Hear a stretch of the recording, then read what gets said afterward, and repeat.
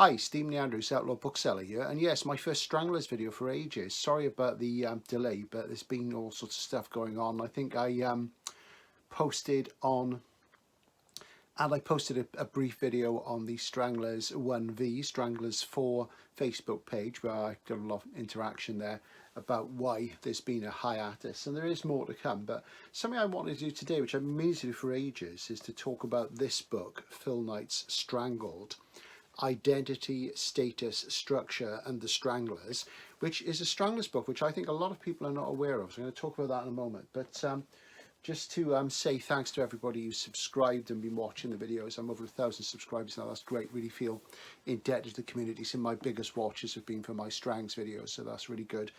And of course the Jubilee, which, you know, some of us had to go through 45 years ago, and we're going through it again. And there's that Pistol series on the TV, that streaming thing. And it's very strange, isn't it? But why aren't we seeing Rattlesnake Norvegicus in the shops on vinyl?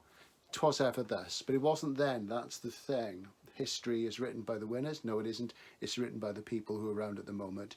The winners emerge. So, as I say, I wanted to talk about this book. It came out quite some time ago. This is my second copy. I have got another one, and I've basically been lending it to friends, get them to read it because I think it's brilliant. Even friends who haven't particularly got into the Stranglers, and ones who have.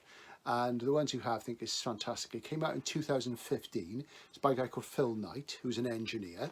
It's published by Zero Books, who are a kind of radical sort of political and cultural publisher. My friend Daniel Bristow, who's a Lacanian psychoanalyst, do you know what that is? I'm not sure myself. He has some books in it, and it sort of came out, and it didn't really get a lot of attention because they are quite small. But it's absolutely fantastic, and I'm going to tell you all about it. And I'm going to read what it says on the back. Now, if you're familiar with this, you'll know it. But I think it's easily the best book there's been on the Stranglers. Now, there's been biographical books, and that's all very well and good. And you know, it's good to have some history and to know about what happened in the sort of story of the band.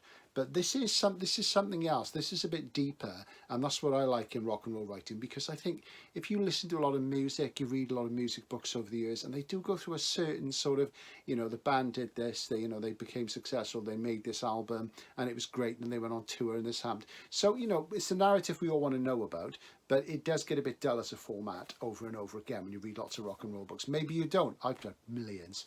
Anyway, what it says in the back is this: the Stranglers occupy a paradoxical position within the history of popular music. I certainly do. Although major artists within the punk and new wave movements, their contribution to those genres has been effectively quarantined by subsequent critical and historical analysis. We're thinking John Savage or what have you, Clinton Halen.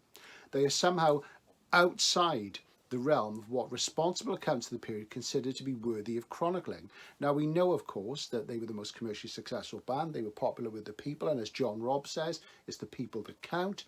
So, yeah, so they've been quarantined, as the back of the cover of the book says. Why is this so? Certainly the Stranglers' seedy and intimidating demeanour, really, and well-deserved reputation for misogyny and violence, offer a superficial explanation for their cultural excommunication. And of course there's the JJ and John Savage incident, so that's part of it. We know it's a big part of it, but there you go. However, this landmark work suggests that the unsettling aura that permeated the group and their music had much more profound origins, ones that continue to have disturbing implications even today.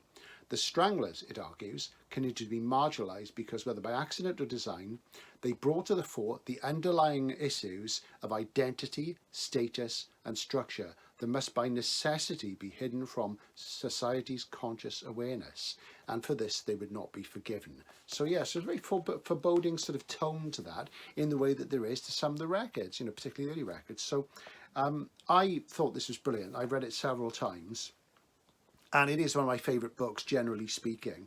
And basically what Phil does here, there's an introduction, you can see that, and 2 chapters. And he focuses on the 2 chapters. One is called Just Like Nothing on Earth, and that's primarily about Hugh. And the second chapter is the title of the first song on the second album, I Feel Like, and of course we can't say that these days because that would be wrong, even though we know the song is anti-racist.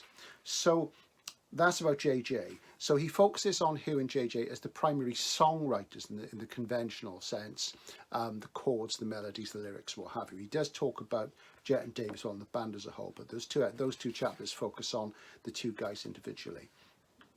In the introduction, he says that basically, if you look at the Stranglers, they're a very unlikely band. You know, if you have a manufactured band, or a band who are manufactured to the degree that, say, the Sex Pistols were, you know, obviously there was a certain amount of Svengali stuff going on, a certain amount of hype and packaging and what have you, which you didn't have in the same way as the Stranglers.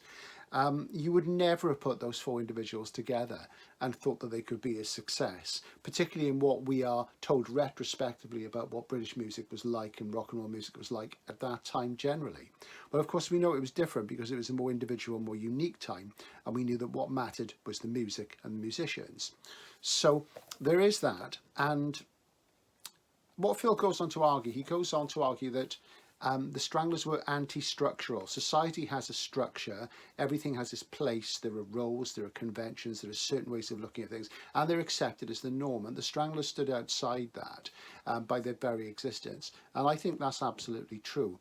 He talks about a idea from the occult called the Goblin Universe. Now, there's a book by a guy called Ted Halliday called the Goblin Universe, which came out way back, I think it must have been in the late 80s.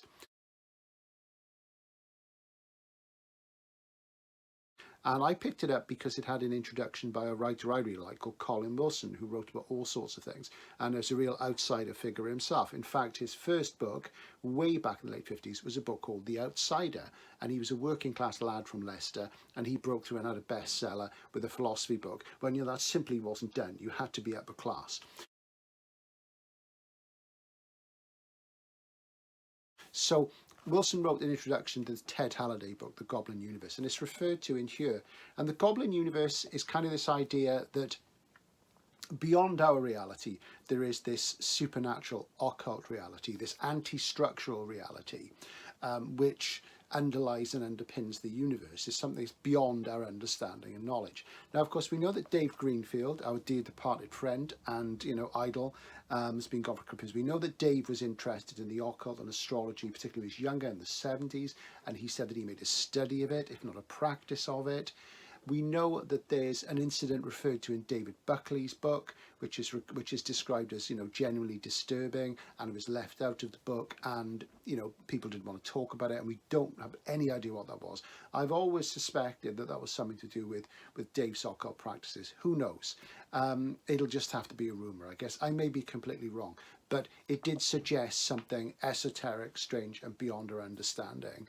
And of course, there was the implications in the Men in Black period, where there was a lot of weirdness going on, and how the band's luck seemed to sort of fall apart as they, one, got deeper into heroin with Hugh and JJ, but also into looking at the idea of whether God was an astronaut and all that sort of flaky stuff, which was really interesting because it divided people, because the album went up the charts, zoomed in as they did then, and then it dropped back down quickly, and it still divides people. I personally think it's a brilliant record. It's one of my favourite albums, and for me, the last truly great Stranglers album all the way through. I like a lot of the other stuff, of course, but that's the final one where, to me, it seems perfect from beginning to end, like the prior albums before it. So there is this suggestion that the Stranglers are standing on this borderland between the normal and the supernormal and the unusual, and that's the basic underpinning of this. And it goes a lot deeper in this. And I think you know, you want to read it yourselves. It goes into his interpretations of the songs in the first few years. He focuses on the first few years, and he focuses on the band's personalities, and this may be why, you know, there's never been much talk from the band about this, what they think of it, because sometimes maybe it does get under their skin, you know. And it's a fantastic book, and it's full of absolutely great ideas, and, you know, he looks at their influences culturally in the same way I've done in some of my videos about the sort of literary and cultural influences, and also he looks at the politics and what have you. And, you know, there is this thing about, they are deeply unsettling. They're an unsettling band. It's unsettling music because there is something unsettling about what they say about the way that society is structured, and they dealt with issues. And I mean, a classic thing to think of is, say, 5 Minutes, unsettling, disturbing things. And of course, we saw the Stranglers confront a lot of those sort of things, and we saw them confront them on a global scale in albums like Black and White and The Raven. So I would say, if you haven't read Strangled, you'll struggle to find it in many bookshops. It's not very well represented. It's, again, it's almost like, you know, you'll go in a bookshop and you'll find copies of England's Dreaming by John Savage. You'll find books by Simon Reynolds and Clinton Halen. Simon Reynolds, to be fair, came out and you know, said this is great stuff. If you think that anything remotely intellectual or in depth is just nonsense, you're not going to enjoy it. You do have to make the effort to engage with it, and I think it's fantastic. It's really, really good, and he talks about all sorts of ideas, and it will make you think about the music, and it will maybe help you understand why you like the music. A lot of us who like the Stranglers, we're outsiders. We don't fit in.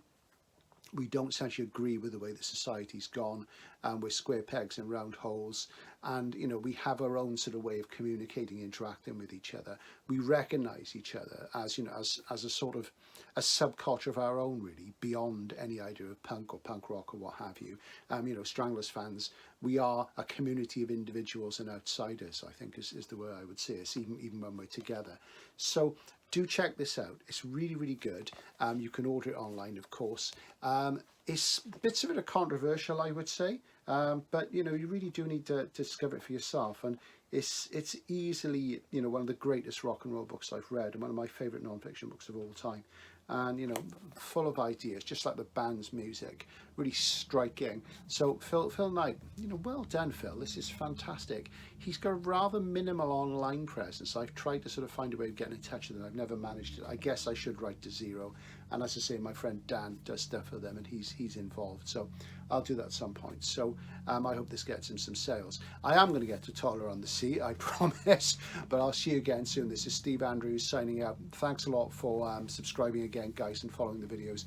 And you know, the Jubilee, by the time I post this, will be over, thankfully. Bye for now.